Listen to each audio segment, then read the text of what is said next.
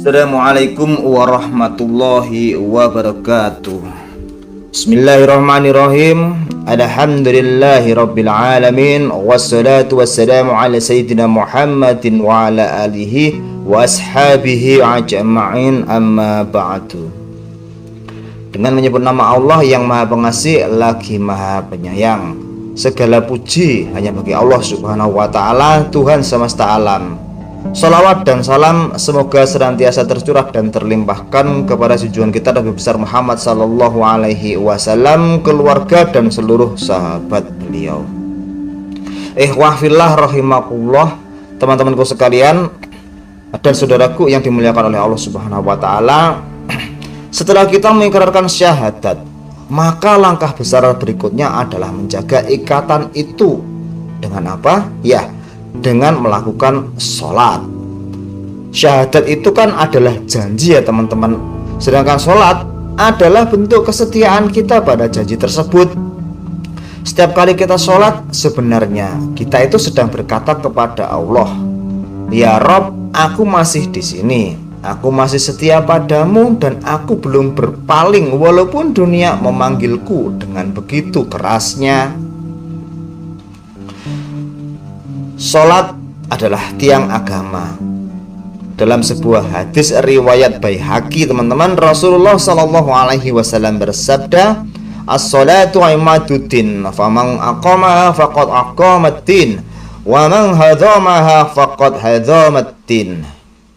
Yang artinya bahwasanya salat adalah tiang agama. Barang siapa menegakkannya, maka ia telah menegakkan agama atau agama Islam ya. Dan siapapun yang merobohkannya, maka ia telah merobohkan agama. Kalau rumah tanpa tiang ya, ini ibaratnya ya teman-teman, jika rumah itu tanpa tiang, maka rumah itu pastinya akan roboh teman-teman. Ya nggak mungkin lah jika ada rumah didirikan tanpa adanya pancang atau tiang. Sedangkan bisa dikatakan juga kalau hidup tanpa sholat, maka hidup itu akan kosong, rapuh, dan mudah dihancurkan oleh syahwat duniawi dan juga syaiton atau sifat buruk yang terdapat pada dada diri jin dan juga manusia. Dan sholat itu, sahabatku, wahwilah rahimahullah, adalah obat rindu seorang hamba. Bayangkan seorang anak yang lama tidak bertemu dengan orang tuanya, lalu ia diberikan kesempatan bertatap muka selama 5 menit saja. Nah, pertanyaannya, akankah dia menyia-nyiakannya? Ya, tentu saja jawabannya tidak, teman-teman. Begitulah sholat. Itulah saat kita bicara langsung dengan Allah Subhanahu wa ta'ala.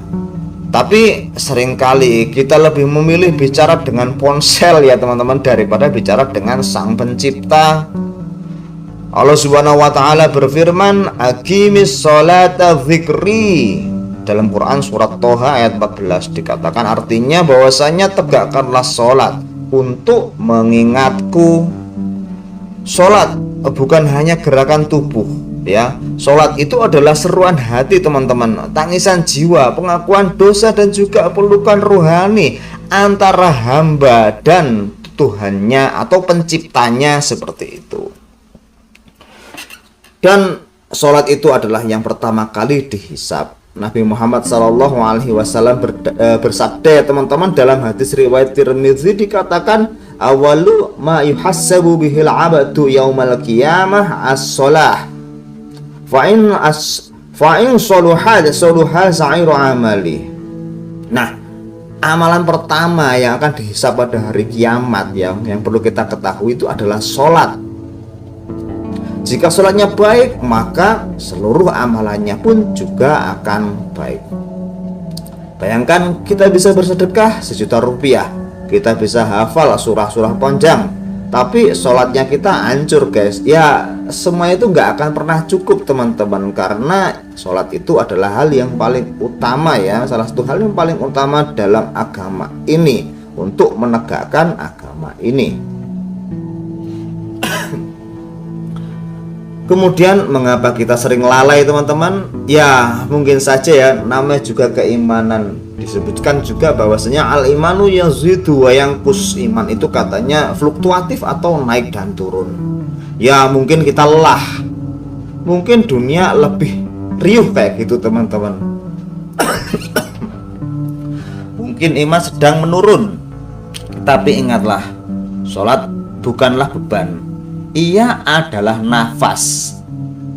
Dalam Quran surat Al-Baqarah ayat 45 dikatakan, wasta'inu bis-sabri was-shalah wa innaha lakabiratun illa 'alal khashi'in.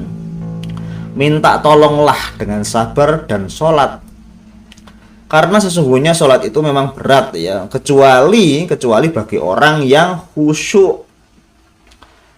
Jadi sholat bisa saja terasa berat jika kita tidak lagi jatuh cinta kepada Allah Subhanahu wa Ta'ala. Tapi jika hati-hati kita telah rindu, telah memiliki rasa cinta mahabbatullah itu sendiri, maka setiap sujudnya adalah tempat di mana kita merindukan hal tersebut. Itu adalah tempat kita pulang, tempat kita menghadap pencipta kita ya. Tempat kita istilahnya curhat di hadapan pencipta kita. Sholat juga merupakan penyejuk hati. Nabi bersabda, dikatakan wajilat qurratu aini fi sholah. Dalam hadis riwayat Ahmad dikatakan, artinya bahwasanya dijadikan penyejuk hatiku di dalam sholat. Jelas Rasulullah SAW sudah menyatakan hal tersebut. Setiap nabi punya cara melepas lelah. Rasulullah tidak butuh spa ya teman-teman, nggak butuh musik, nggak butuh liburan mewah. Beliau cukup berdiri dalam gelap malam, mengadu dalam sujud, lalu air matanya jatuh membasahi tanah. Dan itulah merupakan kekuatan sejati dari sholat. Dan sebagai penutup saudaraku, kalau syahadat adalah janji setia kita kepada Allah, maka sholat adalah implementasinya, adalah merupakan perwujudan bukti cintanya. Jangan sampai kita berkata aku muslim tapi tak pernah menyapa Allah 5 kali sehari. Jangan sampai pula kita berkata aku cinta Allah akan tetapi lebih sibuk dengan notifikasi HP daripada panggilan azan. Na'udzubillah min dzalik ya Allah. Dan sebagai doa penutup, Allahumma ja'alna min muqlimis sholati wa min dzurriyyatina rabbana wa taqabbal du'a. Ya Allah, jadikanlah kami termasuk orang-orang yang menegakkan sholat, begitu pula anak keturunan kami. Wahai Tuhan kami, kabulkanlah doa kami. Rabbana la taj'alna minal ghafilin waj'alna min khusyu'ina laka fi kulli sujudina. Ya Allah, janganlah Kau jadikan kami termasuk orang-orang yang lalai. Jadikanlah kami termasuk orang-orang yang khusyuk dalam setiap sujud kami. Wa sallallahu ala sayyidina Muhammad walhamdulillahi rabbil alamin. Wassalamualaikum warahmatullahi wabarakatuh.